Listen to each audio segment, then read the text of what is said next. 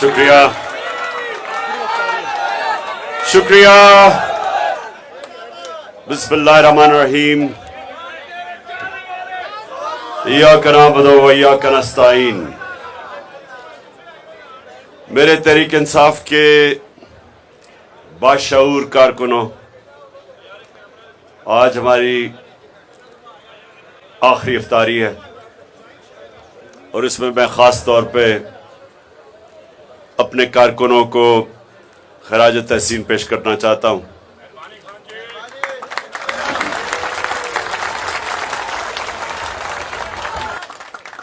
मेरी 27 साल की सियासी जद्दोजहद में मैंने किसी जमात में इस तरह के कारकुन नहीं देखे जो मैं अल्लाह का लाख शुक्र अदा करता हूं जो उसने मेरी जमात में जिस तरह के कारकुनों को दा।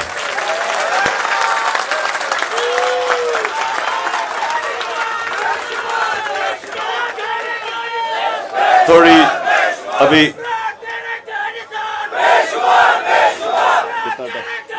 टाइम कितना 20 मिनट है। 20 मिनट नौजवानों, 20 मिनट है। सुने मेरी बात, क्योंकि मैंने आपसे बड़ी अहम बातें करनी है, तो मैं आप सबको चाहता हूं कि खामोशी से आप मेरी ये 20 मिनट बात सुने। देखें, जो इस मेरे घर के इर्द गिर्द पिछले 3 महीने में मैंने देखा है, मैं फिर से अपने अल्लाह का शुक्र अदा करता हूं कि किसी जमात के पास ना ऐसे बाशऊर, ना ऐसे नजरियाती, ना ऐसे दिलेर कारकुन हैं। और इंशाअल्लाह अगले आने वाले दिनों में 26 तारीख तक, आज ईद मिलन से शुरू होगा, हम अपना जश्न भी बनाएंगे, खुशियां बनाएंगे। और मैं हर रोज शाम को जिन कारकुनों ने जबरदस्त किस्म की परफॉर्मेंसेस दी हैं, जिनमें दिलेरी दिखाई, जिन्होंने मुश्किल वक्त पे साबित किया कि जो एक कार्रवाई और साजिश के तहत मुझे यहां अगवा करने की कोशिश की जा रही थी पुलिस और रेंजर्स के जरिए, वो यहां कारकुनों ने एक पाकिस्तान में मिसाल सेट कर दी कि वो ऐसे दीवार बन के खड़े हुए और जिस तरह टीयर गैसिंग, वो जो वाटर कैनन थी जिसमें उन्होंने केमिकल डाला हुआ था, फिर उन्होंने वो पैलेट गन इस्तेमाल की, जिस तरह मेरे कारकुन खड़ा हुए हैं, आप ये समझ लें कि सारा पाकिस्तान आपको देख रहा था। सब पाकिस्तानी देख रहे थे कि क्या ये जो जंगल के कानून में इस मुल्क में ताकतवर जो मर्जी चाहे करे, तो अवाम ने, आप जैसे लोगों ने, सारी अवाम को पैगाम दिया है कि हम पाकिस्तान को जंगल का कानून नहीं बनने देंगे। और ये हमारे नौजवान इंसाफ और आइन की और कानून की बालादस्ती के लिए खड़े होंगे। और माशाल्लाह जो आपने किया है, सारे पाकिस्तान ने देखा है। लोगों ने देखा जिस तरह पुलिस ने आके तशद्दुद किया, और हमें पता है पुलिस के पीछे कौन था जो ये सब कुछ करवा रहा था। वो आपको भी पता है, मुझे भी पता है। और पुलिस से भी जो लोगों को उठाया, जिस तरह का तशद्दुद किया, जेलों में बुरी तरह जानवरों की तरह रखने की कोशिश की कि शायद डर जाएंगे तहरीक इंसाफ के कारकुन। किसी को गलत फहमी नहीं होनी चाहिए कि नजरिए को कोई चीज शिकस्त नहीं दे सकती। जो जो जो मीनारे पाकिस्तान का जो जलसा था, कभी मीनारे पाकिस्तान के जलसे में ऐसी रुकावटें नहीं डाली गई। लाहौर को बंद कर दिया, कि बाहर से लोग ना आए, लाहौर के अंदर रुकावटें डाल दी, मीनार पाकिस्तान को सील कर दिया, और उसके बावजूद जो अवाम का समुंदर था, एक नजरियाती समुंदर, वो सब कुछ पार करके मीनार पाकिस्तान पहुंच गया। पानी खड़ा हुआ था ग्राउंड में, उसके बावजूद ये जो पाकिस्तान बदला हुआ पाकिस्तान है, हम एक कौम बन रहे हैं, हजूम से एक पाकिस्तानी कौम बन रही है। माशाअल्लाह जिस तरह वहां लोग निकले हैं, वो भी सारी कौम ने देखा आपको। तो मैं अपने कारकुनों को भी मिलूंगा, जो उन्होंने खास तौर पे, जिन्होंने मुश्किल जो खड़े रहे मेरे साथ, उनको मिलूंगा, और साथ साथ जो बस साथ साथ जिन लोगों को खदशा है कि उनको सही माने में उनको टिकट मिलना चाहिए थे और नहीं मिला, क्योंकि मैंने टिकट्स कल दिए हैं, तो उनका सबका मैं रिव्यू भी कर रहा हूंगा 26 तारीख तक। मैंने यहां सुने, मैं टाइम जा रहा है, टाइम जा रहा है, सुने सुने सुने, अभी मैंने आपसे बात करनी है, टाइम आपके पास कम है, रोजा खुलने वाला है। तो पहले तो ये मैं आपको बताना था कि मैंने उन लोगों जिनको ये खदशा कि उनसे टिकट नहीं मिला, सबको तो टिकट नहीं मिल सकता, लेकिन मैं उन सबको सुनूंगा जो समझते हैं कि उनको मिलने चाहिए था और वो दलील दे सकते हैं कि उनको टिकट मिलना चाहिए। मैं खुद सुनूंगा उनकी। और ये हर इंसान, हम आखिर में इंसान है और इंसान से गलतियां होती हैं, लेकिन इंशाअल्लाह मेरिट के ऊपर मैं पूरा चल के कोशिश करूंगा कि सबको हम सेटिस्फाई करें। और कल शाम से शुरू हो रहा है, फिर से आप सबके लिए हर रोज एंटरटेनमेंट होगी, यहाँ कवालियां होंगी, हम इनवाइट करेंगे और से बाहर लोग जो कि हमारे नजरिए से मिलते हैं, अरफाना कलाम होगा। तो इंशाल्लाह आपका ये अच्छा 26 तक आपका अच्छा टाइम गुजरेगा यहाँ। अच्छा अब बस बस बस बस अच्छा हो गया। अच्छा अब सुने,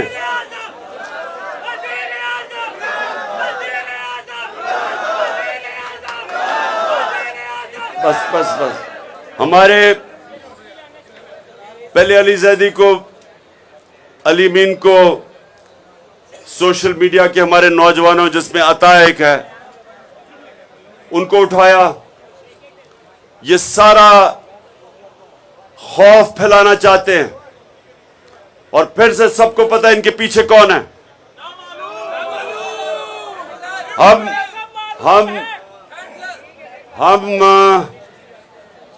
पहले तो अली मीन को मैं दाद देता हूं, दिलेर आदमी है, इतने सब्र से और इतनी दिलेरी से उसने जो भी कोशिश की, इन्होंने उसको जलील करने की, एक दिलेर आदमी की तरह वो खड़ा रहा है, चट्टान की तरह। और मैं इंसानों को पैगाम पहुंचाना चाहता हूं जो ये समझ रहे हैं कि ये खौफ फैला के और ये जेलों में लोगों को डाल के, जो ये समझ रहे हैं कि इससे ये जो हकीकी आजादी का जज्बा है ये खत्म हो जाएगा या कम हो जाएगा, मैं उनको पैगाम देना चाहता हूं कि आपसे ज्यादा अहमक और बेवकूफ लोग है ही नहीं। कभी भी नजरिया, जब एक नजरिए का वक्त आ जाए, कभी भी इस तरह की हरकतों से वो नहीं रुकता। ईस्ट पाकिस्तान को हमने गवाया, ईस्ट पाकिस्तान में एक जमात इलेक्शन स्वीप कर गई, पाकिस्तान के सबसे साफ और शफाफ इलेक्शन हुए, वो सारा ईस्ट पाकिस्तान में इलेक्शन जीत गई अवामी लीग। और बजाय अवाम के मैंडेट को मानने के, उसी जमात के ऊपर कार्रवाई शुरू कर दी, मिलिट्री ऑपरेशन शुरू कर दिए। और जो पाकिस्तान को नुकसान उठाना पड़ा, पहले तो आधा मुल्क गया, फिर जो हमें जिल्लत उठानी पड़ी, यह भी तारीख का हिस्सा है। मुझे अभी भी याद है, मैं यूनिवर्सिटी में था जब हमारा मुल्क टूटा है। मुझे अभी भी याद है, मैं उस वक्त बरतानिया में पढ़ रहा था। हमें अभी भी याद है कि हमें किस तरह की जिल्लत उठानी पड़ी थी, सिर्फ इसलिए कि बंद कमरों में किसी अहमक ने गलत फैसला किया कि बजाय अवाम की मैंडेट मानने के एक बेवकूफ आदमी ने, कम अकल आदमी ने उनके ऊपर फौज चढ़ा दी। ना सिर्फ मुल्क टूटा, सारी कौम को, हमारे 90,000 लोग हिंदुस्तान में कैदी बन गए। सारी कौम का सर शर्म से झुक गया। सारी पाकिस्तानी दुनिया में जिधर थे डिप्रेशन में चले गए, और अब फिर उसी रास्ते पे लगे हुए हैं। वही कम अकल सोच का रास्ता कि डंडे के जरिए हम लोगों को ठीक कर देंगे, बजाय अवाम की आवाज सुने। सारी अवाम खड़ी है, सारी कौम आज हकीकी आजादी चाह रही है, आइन चाह रही है, कानून चाह रही है, रूल ऑफ लॉ चाह रही है। वो तंग आ गए कि ताकतवर जो मर्जी करे कानून के ऊपर, और आम आदमी को इंसाफ ही ना मिल सके। और सबको पता है कि ऐसा माशरा तबाह हो जाता है, जिसके ऊपर हजरत अली रजी अल्लाह ताला ने कहा कि कुफर का निजाम चल जाएगा। लेकिन वो निजाम जिधर इंसाफ नहीं है, वो कभी भी नहीं चल सकता।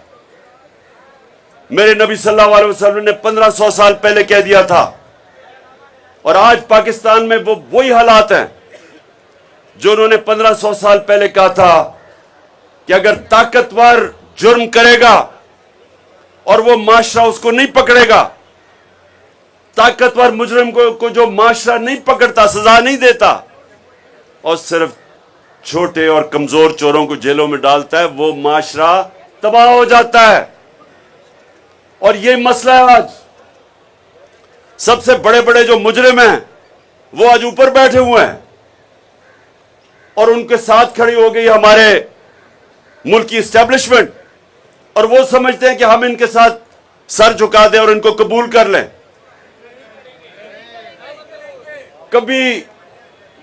कभी ये सोचा है कि हमें ये कौम को भेड़ बकरियां समझ के चोरों को ऊपर बैठा के और कहें कि हम इनको कबूल कर लेंगे? और जो कौम ये कबूल करती है वो तबाह हो जाती है, उसका कोई मुस्तकबिल नहीं है। इसलिए ये हमारी जो तहरीक है, हकीकी आज़ादी की तहरीक, इसलिए इसके ऊपर सख्तियां की जा रही हैं, क्योंकि जो ताकतवर ऊपर है ये कोशिश कर रहे हैं, ये पावर नहीं छोड़ना चाहते। पावर के अंदर अरबों रुपया है इन सब के लिए, पैसा बना रहे हैं, मुल्क का निजाम तबाह करके खुद सब पैसा बना रहे हैं, अपने जात के लिए मुल्क को तबाही की तरफ धकेल रहे हैं। इलेक्शन क्यों नहीं करवाना चाहते? क्योंकि उनको पता है कि अवाम किधर खड़ी है, इलेक्शन होगा तो इनका सफाया हो जाएगा। तो जो आइन कह रहा है उसके खिलाफ जा रहे हैं, सुप्रीम कोर्ट के फैसले के खिलाफ हर किस्म की धमकियां दी जा रही हैं चीफ जस्टिस को, सुप्रीम कोर्ट को, सिर्फ अपनी जात को बचाने के लिए। देखिए नौजवानों, ये याद रखें, जब एक कौम अपने आइन से पीछे हटती है और वो कौम सुप्रीम कोर्ट के फैसले नहीं मानती, उसके बाद वहां कानून खत्म होता है और जंगल का कानून आ जाता है। ताकतवर जो मर्जी चाहे करे, और आम आदमी को जब इंसाफ नहीं मिलता, वो माशरे का कोई मुस्तकबिल नहीं है। तो आप समझ जाएं कि आप अपने और अपने बच्चों के मुस्तकबिल की आज जंग लड़ रहे हैं। आप पॉलिटिक्स नहीं कर रहे, ये पॉलिटिक्स नहीं है, ये जहाद है। ये हकीकी आज़ादी की जहाद लड़ रहे हैं। और इसलिए आज़ादी की अल्लाह ने इतनी अहमियत रखी है, हमारे दीन में आज़ादी की जद्दोजहद की इतनी अहमियत अल्लाह ने इसलिए रखी है कि आज़ाद कौम ही की परवाज़ ऊपर है, गुलाम ऊपर नहीं जा सकते।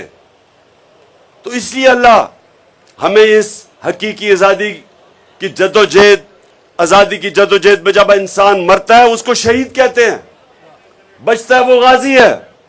उनका रुतबा बहुत ऊपर है हमारे दीन में, क्योंकि अल्लाह को पता है, क्योंकि सारा कुछ कुरान में हमारी बेहतरी के लिए है। अल्लाह कुरान में हर चीज हमारी बेहतरी के लिए करता है, लिखता है। और जब एक इंसान अपनी आजादी के लिए जदोजहद करता है, वो अपनी बेहतरी करता है। जो लोग गुलामी कबूल करते हैं वो असल में ला इलाहा इल्लल्लाह की नफी करते हैं। समझ गए? ला इलाहा इल्लल्लाह कोई नहीं है खुदा सिवाय अल्लाह के। और जब आप गुलामी करते हैं इसका मतलब आप और खुदाओं को कबूल कर लेते हैं।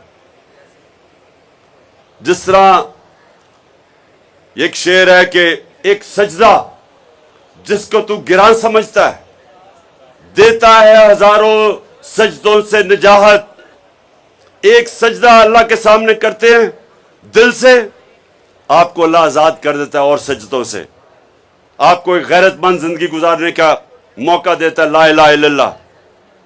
आपको अल्लाह के सामने जब आप दावा करते हैं कि नहीं है कोई खुदा सिवाय तेरे अल्लाह, फिर ये मैं इसको शिर्क समझता हूं कि किसी और के सामने झुके। खौफ के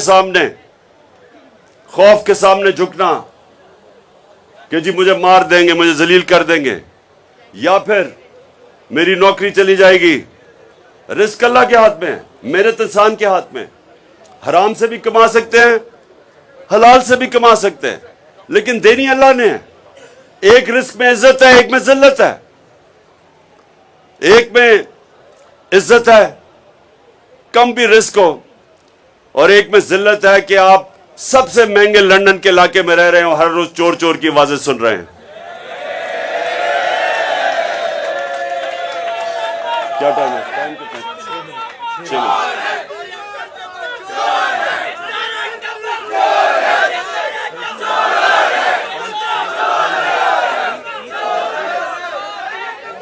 अच्छा, अब ईद के लिए कल हम नमाज पढ़ेंगे ईद की, और उसके बाद कल शाम को, हाँ सुबह 9 बजे नमाज है, और आज रात को 11 बजे चांद रात की हम पूरी सेलिब्रेशन कर रहे हैं सात वाली जगह पे। हाँ, बैरून मुल्क पाकिस्तानी उनको हम नहीं, उधर जो मगरब में है उन सबको ईद मुबारक कहते हैं, उनकी ईद हो चुकी है। क्या हमारा चांद नजर आ गया। आपकी ईद इंशाल्लाह कल होगी। अच्छा जी, अच्छा अब आखिर में क्योंकि आप सब ने लीडर बनना है, ये 4 सिफ्तें अब मैंने लीडर की आपसे पूछूंगा। मैं देखता हूं कि कितनों में इतना शौर आ चुका है। सबसे पहली सिफ्त,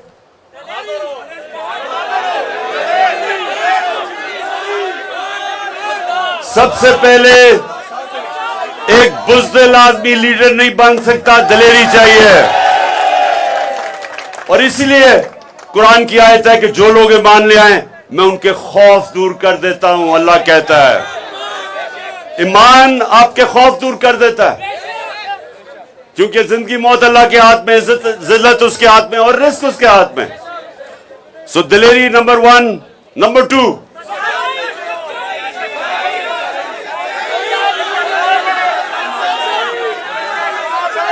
क्या?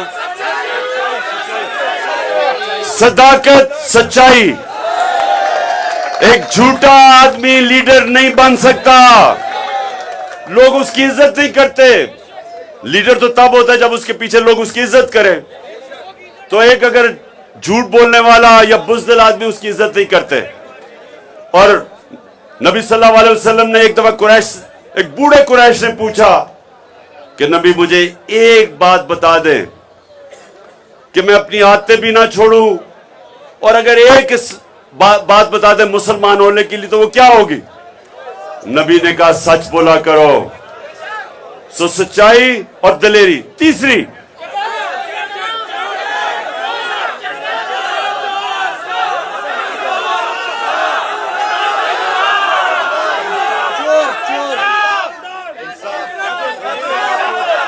तीसरी चीज, अमानतदार, इंसाफ करने वाला।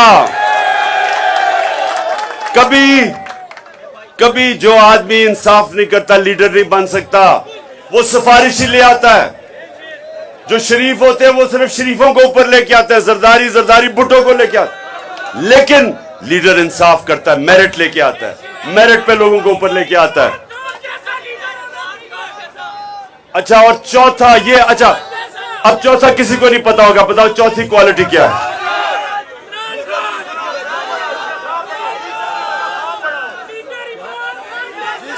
ख्वाब बड़ा होगा। सुने जरा, ये बड़ा जरूरी है।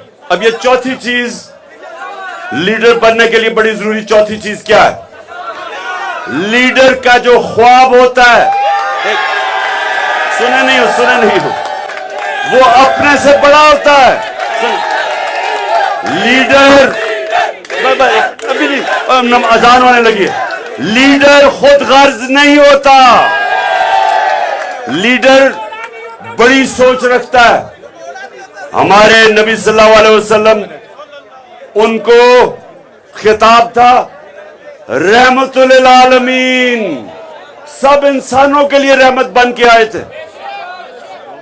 सो ये समझ जाएं कि उनका मुकाम था, क्योंकि सोच बड़ी थी, इंसानियत के लिए आए थे। इसलिए जो लीडर जिसका नाम होता है वो हमेशा अपने से हट के सोचता है। कायदे आजम कैंसर से मर रहे थे, लेकिन किसी को पता नहीं चलने दिया, क्योंकि पाकिस्तान चाहते थे हमारे लिए। नेल्सन मंडेला 27 साल जेल में गुजार के सबको माफ कर दिया, क्योंकि वो अपने मुल्क का सोच रहा था। और सबसे अजीम लीडर नबी सल्लल्लाहु अलैहि वसल्लम, जब वो मक्का को फतह किया तो सारों को माफ कर दिया जिन्होंने जुल्म किए थे, क्योंकि वो इंसानियत के लिए आए थे, जात के लिए नहीं आए थे। दुनिया हमेशा उसको याद रखती है जो इंसानियत की खिदमत करता है। इसलिए बड़े बड़े अल्लाह के सूफी, दाता साहब, मियां मीर साहब, बाबा बुल्ले शाह,